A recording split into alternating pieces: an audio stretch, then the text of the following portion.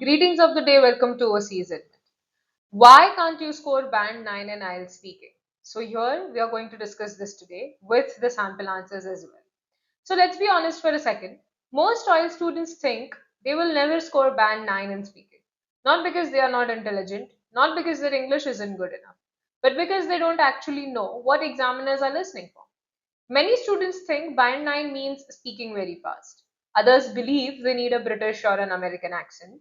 And some spend hours memorizing the answers from YouTube or from their trainers. Unfortunately, none of those things guarantee a high score.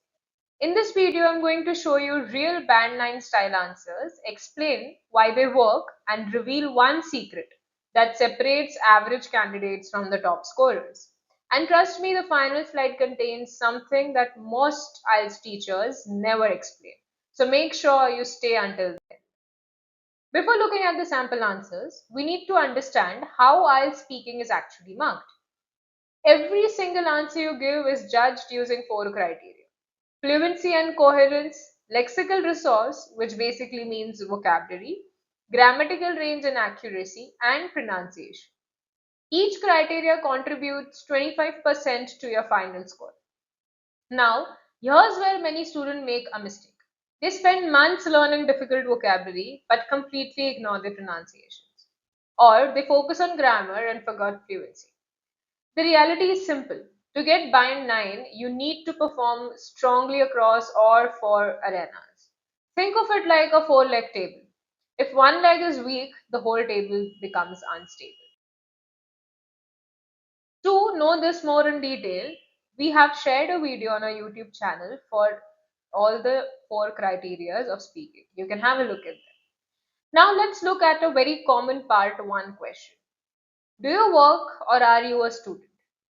Now listen to band 4 or band 5 answers. They say, I'm a student, I study engineering, it is a good subject. Can the examiner understand it? Yes. But does it show advanced English? Not really. The sentences are short, the vocabulary is basic, and there isn't much development. Now compare it with the band 9 answer. Notice how the speaker doesn't just answer the question. They provide context, they explain their interests, they add a personal example, and that's exactly what makes the answer sound natural and impressive. One of the easiest way to improve your speaking score is upgrading your vocabulary. But be careful, band 9 vocabulary doesn't mean using random difficult words. It means choosing more precise words. For example, instead of saying I like it, try saying I have a genuine passion for it. Instead of saying very happy, say I was absolutely thrilled. These expressions sound more natural and create a stronger impression. However, here's an important warning. Never use vocabulary that you don't fully understand. A simple word used correctly is always better than an advanced word used incorrectly. Now let's move to part 2. This is where many students become nervous. You receive a cue card, you have a minute to prepare, and then you must speak up for 2 minutes. The biggest mistake students make is treating the cue card like a checklist.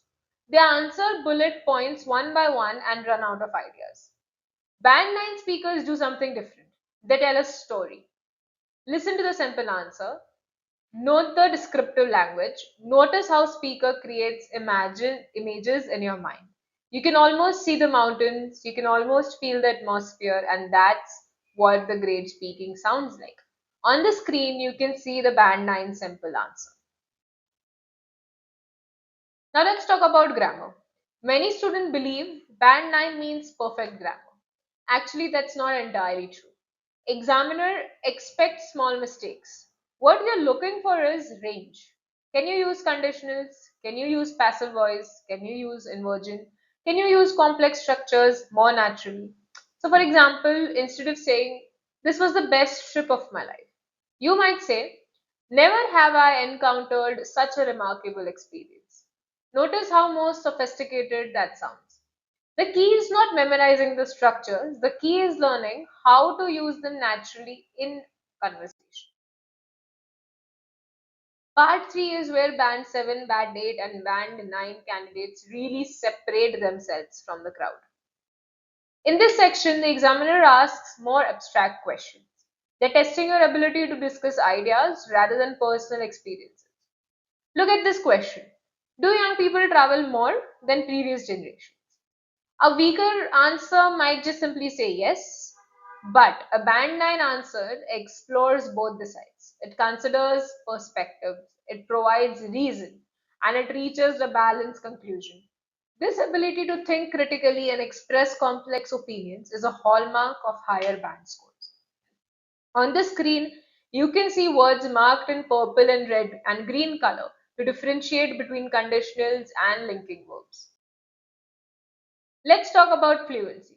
One thing Band 9 speakers do exceptionally well is connect their ideas smoothly. That's where discourse markers come in.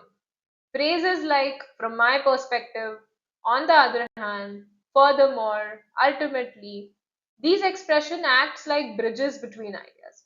They help your answer flow naturally, but don't overuse them. A few well-paced connectors sound more natural. Using one at the beginning of every sentence sound more of like rehearsed. This slide might be the most important one for many of you. These 7 mistakes are incredibly common. Using too many filler words, giving short answers, translating from your native language, memorizing scripts, ignoring pronunciations, repeating the same grammar patterns, and not answering the actual question. I want you to be honest with yourself. Which one of these mistakes do you make most often? Write it down because awareness is the first step towards improvement. And now for the secret I promised at the beginning of the video. Band 9 speakers don't simply answer questions, they tell stories. Every answer has a structure, every answer has personality, every answer has a clear opinion. When examiners listen to Band 9 candidates, it feels like they're having a conversation with an educated, confident communicator, not someone reciting memorized sentences. So, there's one clear trick for that.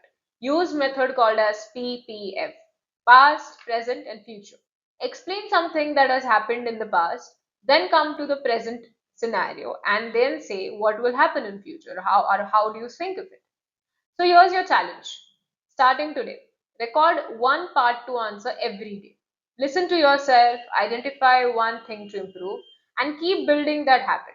Remember, Band 9 isn't achieved through tricks, it's achieved through consistent practice and effective communication. If you found this video useful, make sure to like the video, subscribe to the channel, and comment below your target IELTS band score. I would love to know whether you're aiming for band 6, 7, 8, or even 9. Thank you for watching. I'll see you in the next IELTS lesson.